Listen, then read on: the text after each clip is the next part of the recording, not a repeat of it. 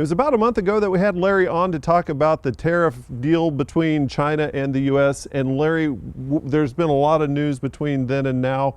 Where are we with the negotiations? Well, it looked like we were on track to have a signing sometime in November.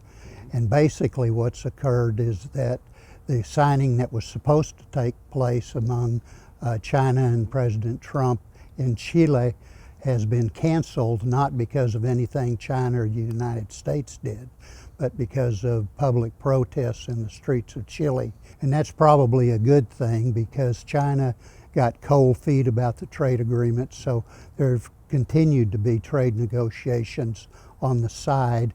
And it looks like now we have come a lot closer to the Chinese being relatively happy with it. There's still some wrinkles in it, and they're trying to get those worked out.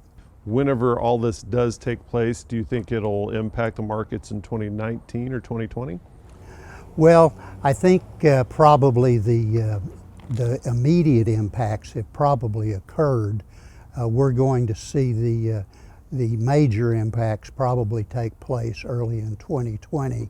And remember that this trade deal is probably not going to come to final fruition until the president turns around and says, we want the American people in Congress to take a look at it.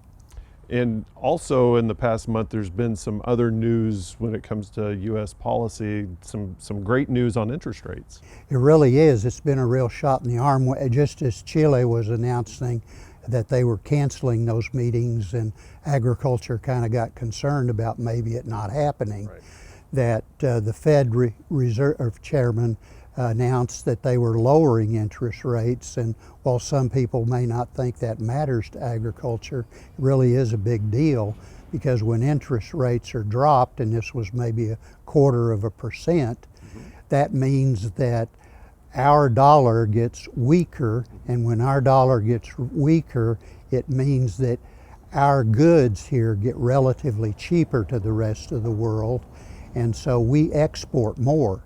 And we usually see a big bump in increased sales to the rest of the world. So whether or not we have a trade deal with China anytime soon, we'll be selling more to the rest of the world, most likely over the next several months, just because of that. So it's good news for agriculture. And we'll take it. Okay, thank you very much. Dr. Larry Sanders, ag economist here at Oklahoma State University.